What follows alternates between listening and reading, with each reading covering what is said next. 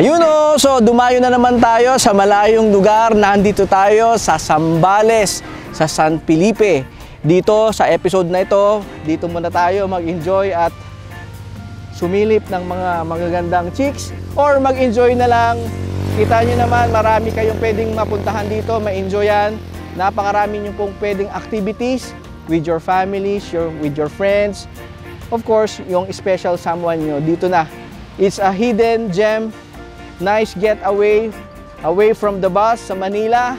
Pwede na kayong dumayo dito. At least siguro kung chill lang ang biyahe nyo, mga 5 oras. Kung mabilis ka naman magpatakbo, mga 3 oras na biyahe. Napaka-conveniente, mas maganda. Gabi kayo pumunta, pagdating nyo ng umaga dito, makikita nyo na ang magandang sunrise at sunset, ma-enjoy na rin. Napakagandang lugar po. Pasyal-pasyal naman kayo ngayong holidays. Dumayo kayo dito sa San Felipe at mag-enjoy with your friends and family. And of course, syempre, huwag nyo pong kalimutan mag-like, share, follow, and subscribe. Agree sa agree. Kaya bago tayo matuto, liligo muna tayo dyan sa dagat. Woohoo!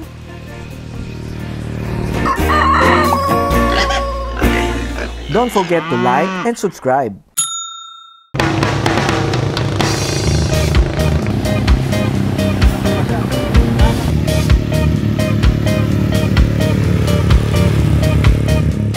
Yun o.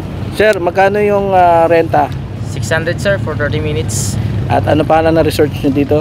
Camp Propelio sir, beach resort. Yan. Siyempre, sino nga hanapin?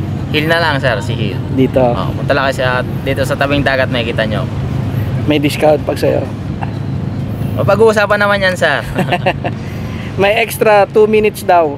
So bago tayo maglibot dito, papakilala ko naman si Kuya Kelvin, isa nga pala dito sa Odyssey Beach Resort. Ayan. Sa mga may gustong mag-beach dito sa Liwliwa, punta lang kayo sa Odyssey Beach Resort, mag-inquire kayo sa page nila sa Facebook. And marami din kaming activities, may water activities kami tulad ng jet ski, bandwagon or banana boat riding, available po. And pwede din kayo mag-ATV, may 1 hour trail, may 30 minutes trail.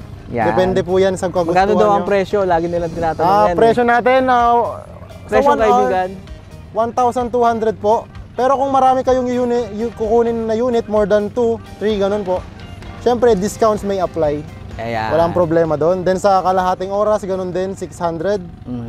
Kung maraming unit, pwede din sa 500. Depende po yan kung sa unit na kukunin. Ayan. So, isa po sila sa resort dito. At napakalawak po ng kanilang parking. At pwede rin kayong makipark na lang kung kayo naman ay on a day trip lang, hindi kayo mag-check-in. Kahit bus po ang dala natin, kasyang-kasya kahit benteng bus. Ayan. Tapos may mga open cottage din po tayo for day tour only, pwede ding overnight. Siyempre may mga promo din po tayo pag day tour. Pwede natin free ang cottage, then entrance lang babayaran. Ayan. Magkano ang price range nyo nagsisimula, ang mga rooms? Mga rooms po natin, price range starts ng 3,500. Good for 2 packs na yon sa TP Hut. Aircon naman na siya. Yan. Ayun po. Then yung iba na, may 4,000, may 4,500. Maabot ng 9,000 yung isang malaking villa. Meron po, good for ano na yun, mga 12 to 14 packs. Ayan. So, mag-enjoy kayo. Siyempre po, pag may alon naman tayo, ang Liwliwa po kilala sa surfing capital ng Zambales. Ayan. So, puntahan niyo po kanilang... Meron din po kaming surfing lesson dito. Ito, sir, Liwliwa. Yes po. Binigyan ako ng sticker, Liwliwa. Ito ba, merong page na sarili? Meron po. Liwliwa Seaside Surfing para po sa mga gusto magpa-instructor sa surfing. Ayan. For 1 hour, 650 po ang ating babayaran. Instructor and board na po yun. Ayan. So, ayan. So, mag-ipon na po kayo ng panggas.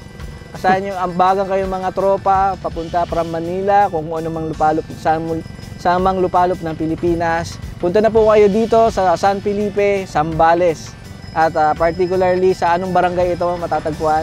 Ito po ay Sitio Liwliwa, Barangay Santo Niño, San Felipe, Zambales. Ayan, kompleto. Sir, maraming salamat. Thank you din po.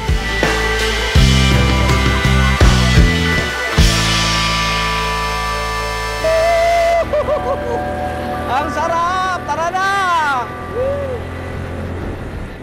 Dito po sa San Felipe, Zambales, napakaganda po dito. Ang dami-dami pong resorts dito, iba't iba. Mamimili kayo, merong glamping or merong camping. Magpa-parking lang kayo, magdala kayo ng sariling tent, magbabayad kayo ng entrance. Kasama na po ang bayad sa inyong tent. Pag-stay overnight, nagsisimula po sila. Kung hindi peak season is 1,000 per night, going up to 3,000. Kung gusto nyo naman, ang rooms at air condition sa mga couple, nagre-range po ng 3,500 po ang air condition dito. Magkakatabi lang po ang mga resorts dito, makakapili po kayo dun sa suitable for sa inyong taste at syempre sa inyong budget. Paghandaan nyo na po ang 3,000 going up to 9,000 kung grupo kayo, magbabarkada, kung couple naman 3,500, okay na rin kasi madalas naman diyan kayo sa beach, maliligo, magpapahinga. Yan po ang price range, no? Ang kanilang mga ATV dito ay from 600 pesos. Pero kayo ang banana boat at chill na chill. Ang gusto ko po dito, hindi man katulad ng Boracay ang buhangin, ay napakalinis, no? Hindi po kayo makakaamoy ng mga amoy ihi ng aso o tae ng aso, mga dumi-dumi, hindi makalat, well-maintained. Siguro may pagkakasundo po ang mga resort owners dito dahil na-maintain po ang kanilang dalampasigan at napakaganda kasi sila po ay ang resort nila ay talagang maganda ang standards dahil nasa gilid. Talagang binigay nila ang space ng sand na ito para sa mga turista mag-enjoy, magkaroon ng activity, tumakbo ang mga bata, mag-volleyball kayo dyan at syempre mga water fun. Enjoy na enjoy lang po kayo dito. Pumunta na po kayo sa San Felipe, Zambales at tangkilikin po natin ang ating mga tourist destination sa buong Pilipinas. Maraming salamat po. Don't forget po to like, share, follow, and subscribe. Agri sa Agri.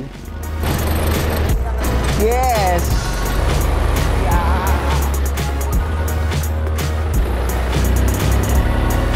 Ang sarap! Tara na!